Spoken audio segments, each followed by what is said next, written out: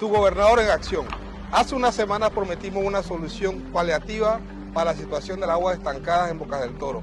Hoy lo ves aquí, el camión Vactor que viene a hacer su función y ayudar a nuestra provincia. Manuel, cuéntanos, ¿qué hace el Vactor? Ok, el Vactor es parte de los paliativos que estamos implementando en la isla mientras se llega a construir la solución total, que es el sistema de agua fluvial.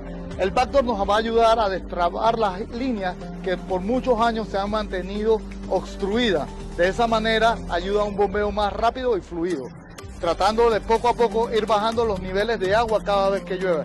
Seguimos trabajando con paso firme.